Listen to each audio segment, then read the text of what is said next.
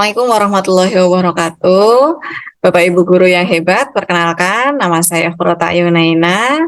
Kali ini saya akan mempraktikkan coaching model Tirta dengan rekan sejawat. Jadi coaching model Tirta ini merupakan langkah-langkah coaching yang menerapkan eh, tujuan, T-nya dari tujuan, kemudian I-nya adalah identifikasi masalah, kemudian R-nya itu adalah rencana aksi, dan T-nya adalah tanggung jawab. Nah, Tirta sendiri ini memiliki arti air ya, Bapak Ibu. Jadi proses coaching yang dilakukan itu diharapkan seperti air mengalir sehingga coaching ya, orang yang kita ajak untuk coaching itu bisa mendapatkan penyelesaian masalah dari hasil pemikirannya sendiri. Jadi tugas coach itu hanya menuntun sehingga coach itu bisa menemukan potensi yang ada dalam dirinya dan sifatnya itu nanti lebih terbuka, kemudian menuntun berdasarkan pertanyaan-pertanyaan reflektif gitu. Nah, di dalam praktik coaching Tirta kali ini, di sini nanti saya bersama rekan saya, Ibu Leni, akan mempraktikkan dengan permasalahan, yaitu Bu Leni itu nanti akan berperan sebagai coach. Jadi beliau ini adalah seorang guru yang baru, kemudian beliau ini baru saja disupervisi oleh pengawas sekolah. Nah, dari hasil supervisi yang dilakukan oleh pengawas sekolah ini, kemudian Bu Leni itu dipanggil oleh kepala sekolah karena dianggap ketika Bu Leni mengajar itu, Bu Leni tidak menggunakan media yang tepat. Nah, lalu Bu Leni merasa bahwa dirinya ini sedang mengalami sebuah permasalahan karena hasil pemanggilan dari kepala sekolah itu membuatnya agak galau. Nah, bagaimana proses coaching yang akan kita lakukan? Mari kita simak. Halo Bu Leni, apa kabar nih? Alhamdulillah, kabar saya baik, Bu. Kayaknya akhir-akhir ini Bu Leni kelihatan murung ya. Kemarin saya lihat Bu Leni di ruang guru kayaknya termenung aja, melamun aja. Ada masalah apa, Bu? Iya, Bu, saya lagi agak galau nih, Bu, dari kemarin. Saya sebenarnya pengen cerita, Bu, tapi bingung mau cerita dari mana. Bu Leni ada masalah apa? Jadi, waktu minggu lalu, saya disupervisi oleh pengawas nih, Bu. Nah, setelah proses supervisi itu, saya dipanggil oleh kepala sekolah. Wah, sampai dipanggil kepala sekolah ya, Bu ya? Ada masalah apa, Bu? Sampai dipanggil begitu, Bu? Jadi berdasarkan pemaparan kepala sekolah kemarin, sepertinya pengawas sekolah tidak berkenan nih Bu kalau saya mengajar tanpa menggunakan buku. Oh, begitu rupanya. Memangnya selama ini kalau Bu Leni mengajar biasanya menggunakan media apa, Bu? Kalau saya seringnya itu menggunakan media salin dia Bu, jadi saya itu suka menuangkan informasi ke dalam PowerPoint atau ke dalam aplikasi Menti. Anak-anak juga biasanya antusias kok Bu kalau saya menggunakan kedua media itu. Wah, itu aplikasi baru ya, Bu ya? Hmm. Pasti anak-anak suka itu. Selain pakai Menti dan PowerPoint, biasanya Bu Leni pakai apa lagi? Kalau selain kedua media itu, saya juga sering menyisipkan video-video di awal atau di akhir pembelajaran, Bu. Jadi, video-video itu dapat digunakan sebagai pemantik dan juga sebagai refleksi pembelajaran. Menarik ya, Bu ya. Apalagi ada video, ada paparan visualisasinya seperti itu. Ya. Menurut Ibu, kira-kira media yang sudah Bu Leni pakai di kelas itu efektif tidak, Bu? Kalau menurut saya efektif sih, Bu. Anak-anak juga sangat suka dan antusias dengan media-media itu. Kalau boleh tahu, bagaimana Bu Leni itu bisa menyimpulkan kalau media itu efektif? Jadi kemarin kan saya melakukan tes kepada anak-anak. Nah, jadi sebagian besar siswa di kelas itu sudah tuntas, Bu, mengerjakan tes yang sudah saya lakukan, yang sudah saya berikan kepada anak-anak mengenai materi yang kemarin-kemarin sudah mereka pelajari. Nah, berdasarkan hasil tes tersebut, saya dapat menyimpulkan bahwa anak-anak sudah memahami dengan baik materi yang saya sampaikan menggunakan media-media itu.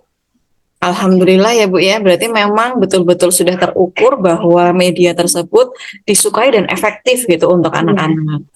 Nah, mungkin ada media lain Bu, yang dipakai mungkin selain salin dia dan juga video. Mm-mm. Oh, kalau selain ketiga media tersebut, saya juga sering nih Bu mengajak anak-anak untuk keluar kelas. Nah, jadi mereka mengamati secara langsung apa saja yang ada di luar kelas. Misalnya pada materi laporan hasil observasi. Nah, mereka akan saya minta untuk mengobservasi lingkungan sekitar. Jadi setelah mereka mengobservasi, mereka akan menuangkan hasil observasi mereka ke dalam bentuk teks. Wah, bagus ya Bu ya. Jadi langsung ini ya, pengalamannya itu langsung ke dunia nyata begitu Bu. Iya betul Bu, jadi mereka langsung berinteraksi dengan lingkungan sekitar. Anak-anak akan berinteraksi secara langsung dengan alam. Nah tentu hal tersebut akan menciptakan pengalaman nyata pada anak-anak. Sebetulnya saya tertarik juga nih Bu, bagus media-media yang sudah digunakan oleh Bu Leni. Tapi sayangnya pengawas tidak melihat ya Bu ya sisi menariknya. Mungkin Bu Leni apa ya melakukan apa begitu sebelum membuat materi atau salin dia? Apa sih yang biasanya Bu Leni lakukan?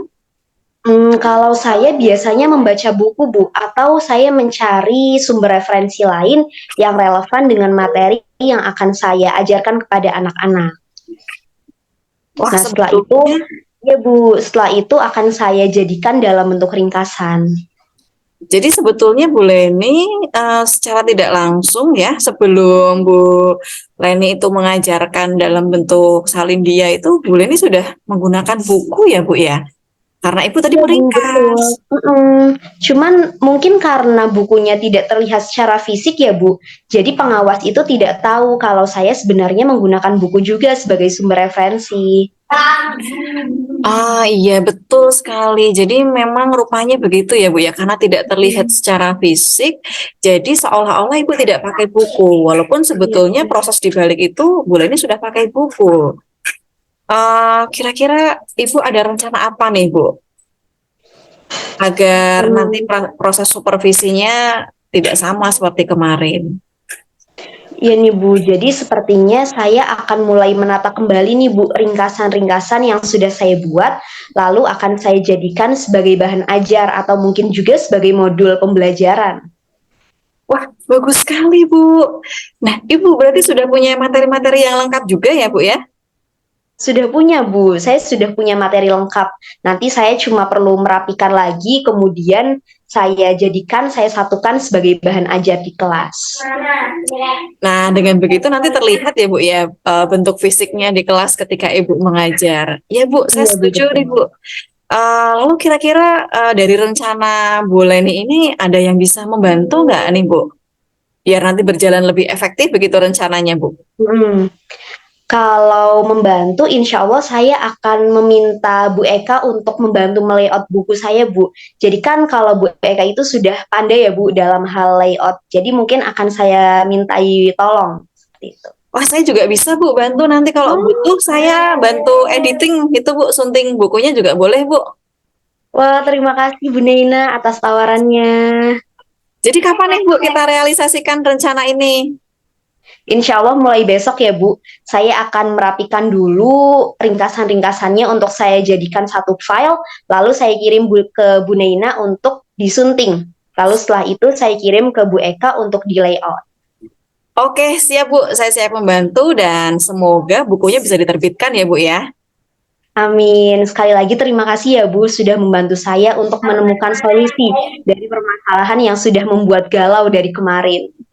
Luar biasa. Ternyata obrolan kita bermanfaat ya Bu ya. Semangat ya Bu Leni. Terima kasih Bu Neina. Siap. Baiklah Bapak Ibu guru yang hebat, demikian praktik coaching Tirta yang sudah kami lakukan. Tadi bisa kita saksikan bersama-sama. Ada beberapa langkah yang kami lakukan. Yang pertama adalah bagian tujuan. Di bagian tujuan itu tadi ketika Bu Leni itu ingin mengungkapkan bahwa Bu Leni itu ingin berbagi, ingin ngobrol begitu ya, tapi bingung mau dengan siapa. Lalu saya yang berperan sebagai coach kemudian menawarkan agar mau mengungkapkan masalahnya kepada saya.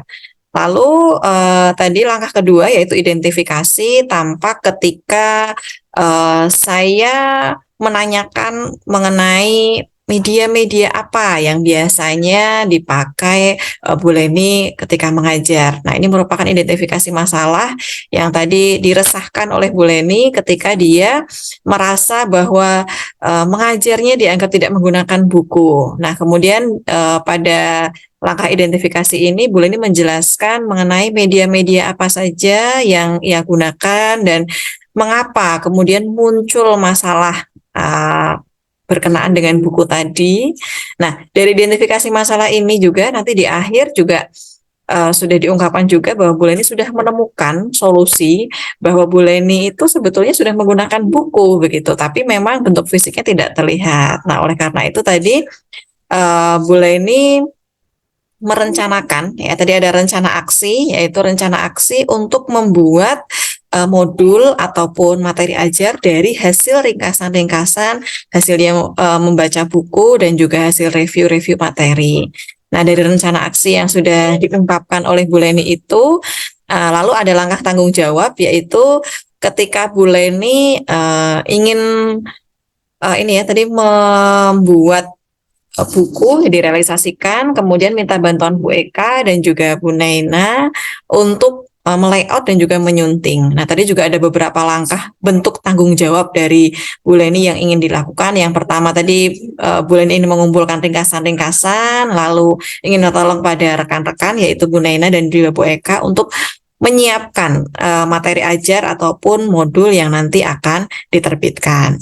Baiklah, Bapak Ibu guru yang hebat, demikian langkah coaching Tirta yang bisa kami tampilkan. Semoga bermanfaat. Assalamualaikum warahmatullahi wabarakatuh.